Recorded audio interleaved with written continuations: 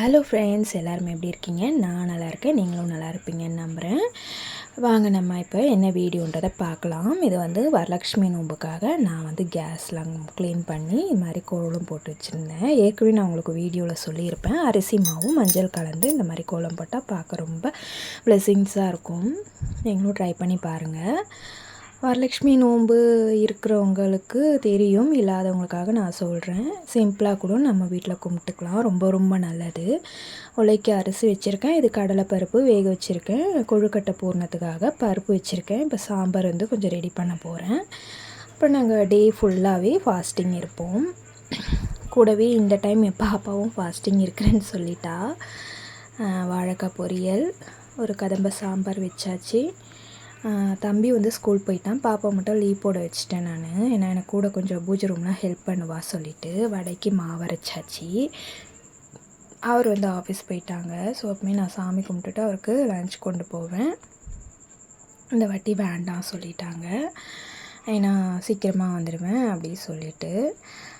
அப்புறம் இது அரிசி மாவு கடையில் தான் கொழுக்கட்டை மாவு ரெடிமேடாக வாங்கினேன். இது நம்ம தண்ணி பச்சை தண்ணியில் ஊற்றி நல்லா கரைச்சிட்டு கொஞ்சம் உப்பு போட்டுக்கணும். அப்புறம் ஒரு நல்ல இரும்பு கனமான பாத்திரம் வச்சு நம்ம கொஞ்சமாக ஆயில் சேர்த்து நம்ம இந்த மாதிரி கிண்டி விட்டுட்டே இருந்தோம்னா நம்மளுக்கு அந்த கொழுக்கட்டை பதத்துக்கு வந்துடும். என் சிஸ்டர் இப்படி தான் செய்வாங்க. நானும் ட்ரை பண்ணேன், நல்லா தான் வந்துருந்துச்சு. கூட மேலே கையில் நல்லா கொஞ்சம் ஆயில் இது பண்ணிக்கோங்க, அப்ளை பண்ணிக்கோங்க. நான் பாப்பா ரொம்ப நேரமாக பசியோடு இருக்க வேண்டாமா சொன்னால் பாப்பா கேட்கவே இல்லை.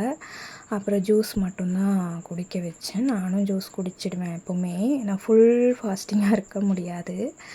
அப்புறம் நாங்கள் 3 வெரைட்டி கொழுக்கட்டை செய்வோம். எள்ளு, அதுக்கப்புறம் தேங்காய் பூரணம், எள்ளு பூரணம், அப்புறம் கடலைப்பருப்பு. தேங்காய் சர்க்கரை ஆட் பண்ணிக்குவோம். இது ரெண்டுக்குமே நாங்கள் வெல்லம் ஆட் பண்ணிக்குவோம்.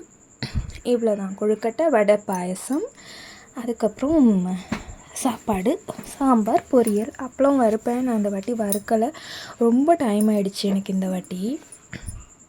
ஏன்னா பிஃபோர் டே நாங்கள் வெளியே போயிட்டு வந்தோம். ஸோ அதனால் கொஞ்சம் டயர்டாகிடுச்சு. பாப்பா தான் பிடிச்சா பாருங்கள், ரொம்ப க்யூட்டாக பிடிச்சிருக்கா. அவ்வளோதான், படையல் போட்டு சாமி கும்பிட்டாச்சு சிம்பிளாக. நாங்கள் கலசம்லாம் வைக்க மாட்டோம். இதுக்கே ஈவினிங் 7 o'clock ஆகிடுச்சு எனக்கு கும்பிட்றதுக்கு.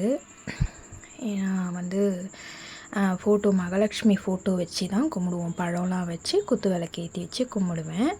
இல்லை நான் ஏதாவது வாங்கி வைப்பேன் வரலட்சுமி நோம்புக்கு. இந்த வாட்டி இந்த தாமரைப்பூ வச்சுருக்கேன் இல்லையா, அதுக்கு கீழே ஒரு வெள்ளி பிளேட் இருக்குது, அதாவது காமாட்சி அம்மா விளக்கு இருக்குது. அது கீழே ஜெர்மன் சில்வர் தான் மனை மாதிரி வச்சுருக்கேன் நான்.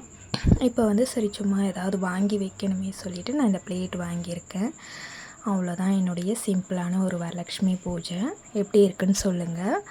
புதுசாக வீடியோ பார்க்குறீங்கன்னா மறக்காமல் சப்ஸ்கிரைப் பண்ணிக்கோங்க. அப்போ தான் நான் போடுற அடுத்தடுத்த வீடியோஸ் டக்குன்னு உங்களுக்கு சேரும். நம்ம பெருமாள் மகாலட்சுமி கூட சேர்ந்து எவ்வளோ அழகாக இருக்குது பாருங்கள். அப்புறம் இது என்னுடைய சின்ன மாமியார் வீட்டில் கொண்டாடினாங்க. அவங்க கலசம், அதாவது முகம் மாதிரி வச்சு புடவெல்லாம் அழகாக கட்டி ரொம்ப சூப்பராக பண்ணியிருந்தாங்க. இதை நான் உங்கள் கூட ஷேர் பண்ணிக்கிறேன். நீங்கள் எல்லாம் எப்படி வரலட்சுமி பூஜை கொண்டாடினீங்கன்னு எனக்கு கமெண்ட்டில் சொல்லுங்கள் மறக்காமல். நம்ம வீடியோட எண்டுக்கு வர போகிறோம். மறக்காமல் ஒரு லைக் போட்டுருங்க வீடியோவுக்கு. நம்ம மீண்டும் அடுத்த பதிவில் சந்திப்போம். தேங்க்ஸ் ஃபார் வாட்சிங். பாய், டேக் கேர் ஆல்.